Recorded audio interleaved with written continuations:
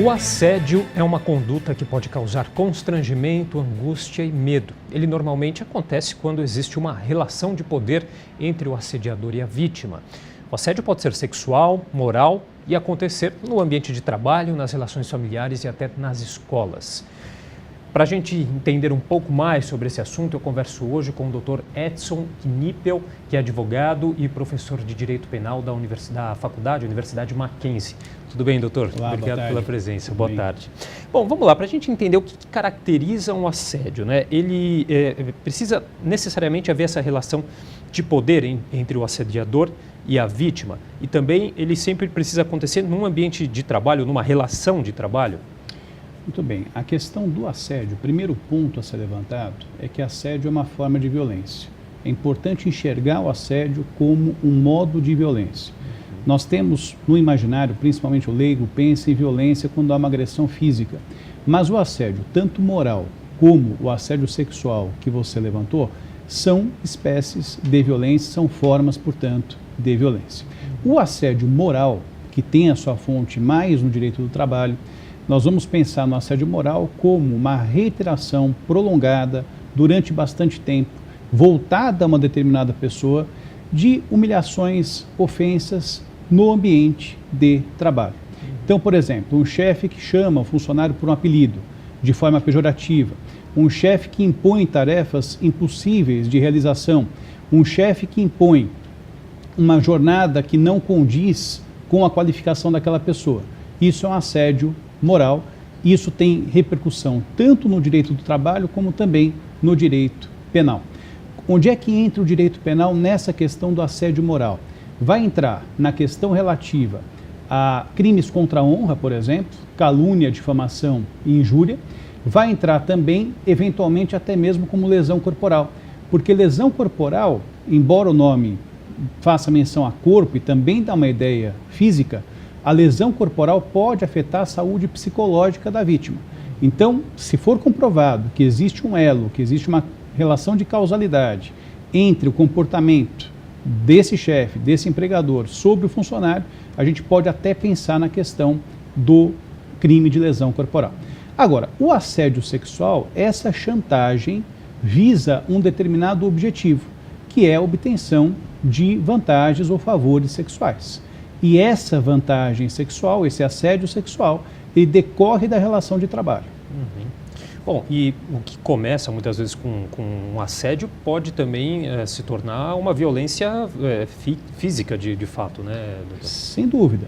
O assédio sexual, nós temos uma figura tipificada no artigo 216-A, a pena é de 1 a 2 anos, e o assédio não tem violência, não tem grave ameaça.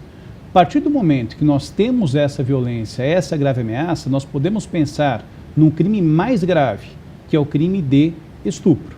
Então, nem toda chantagem ou nem todo comportamento sexual que decorre das relações de trabalho será considerado como assédio sexual. Se o chefe, por exemplo, chama uma funcionária, por exemplo, para sair, e se ela não sair, ela vai ser mandada embora, ou vai ter uma redução de salário, ou alguma desvantagem vai ser imposta a ela, como, por exemplo, uma transferência para um lugar que ela mora mais longe. Isso é assédio. A partir do momento que entra a questão da violência ou da grave ameaça, que pode ser uma arma de fogo, por exemplo, a gente passa a ter o crime de estupro. Agora, o simples fato, por exemplo, de o chefe chamar para sair, isso não configura um assédio, né? Em tese, não, porque o objetivo é utilizar a chantagem para fim sexual e essa chantagem vai trazer uma finalidade de obter essa vantagem. Então, vamos imaginar, se somente há o convite, somente há uma cantada, a princípio não envolve o direito penal. Passa a envolver o direito penal a partir do momento que se exige uma contrapartida. Então, olha, se não fizer esse comportamento sexual, ou se não tiver essa conduta, a ameaça está posta aqui, essa chantagem, o próprio assédio é colocado dessa forma. E tem que acontecer em uma relação de trabalho mesmo. Se não tiver essa relação de trabalho, não é o nome, pelo menos não é assédio, né, doutor? O que se pensa de uma forma majoritária no campo do direito penal é que tem que decorrer da relação de trabalho. Não é necessário que... no ambiente, exato. Né? Não é necessário que aconteça no ambiente de trabalho, mas tem que decorrer dessa relação de trabalho. Tem uma doutrina mais minoritária que vai dizer, eventualmente, que a relação, por exemplo, entre docente e discente, a contrapartida seria a atribuição de um conceito, a atribuição de uma nota, poderia configurar também assédio sexual. Esse é um pensamento novo, é um pensamento mais moderno, que vem ganhando adeptos. Bom, a gente está aí próximo do Carnaval, uma época que culturalmente aí é mais permissiva, que a gente vê muitos casos aí de abusos. São situações diferentes, não é assédio, doutor? Não. Essa situação que acontece no Carnaval, então vamos imaginar uma importunação sexual, o crime chama importunação sexual. Tentar um beijo à força, exato, por exemplo. Então a pena passa a ser maior, a pena de 1 a 5 anos. Então essa importunação sexual, ela tem uma gradação menor que a do crime de estupro, ela é mais branda que o crime de estupro, porque não há violência ou grave ameaça. Importunar sem o consentimento. Mas é mais grave que o assédio. É mais grave que o assédio. O estupro é 6 a 10, importunação 1 a 5 e o assédio 1 a 2. Então aqui nós teríamos essa possibilidade de punir determinadas condutas que ofendem sexualmente a vítima. A gente pode pensar numa espécie de abuso sexual com uma categoria intermediária. Nós ficaríamos na importunação sexual.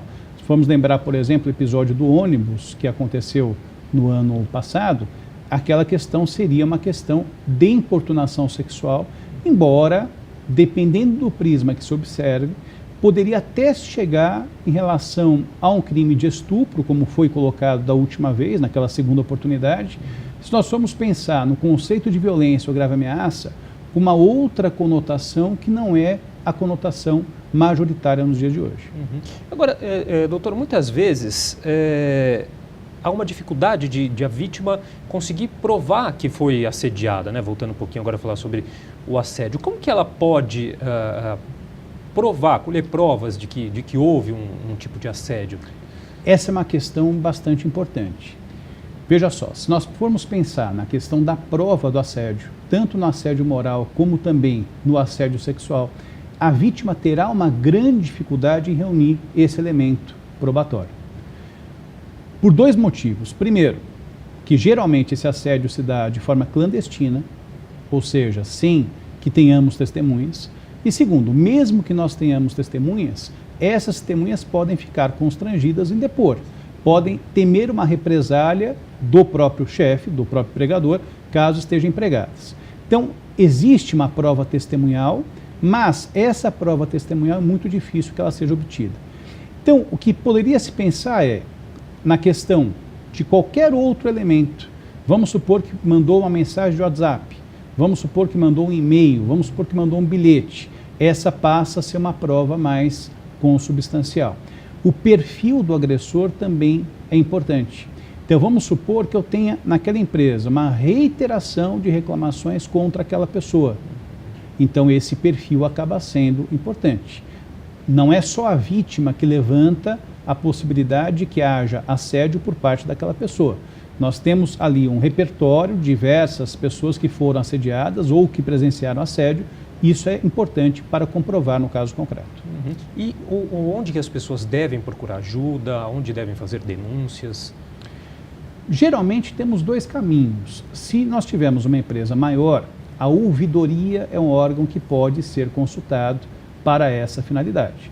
Geralmente grandes empresas dispõem de ouvidoria e essa ouvidoria é um órgão interno que pode trazer ali alguma apuração inicial. Nada impede que haja ação na área do direito do trabalho, como seja requerida a instauração também de um inquérito policial no âmbito penal.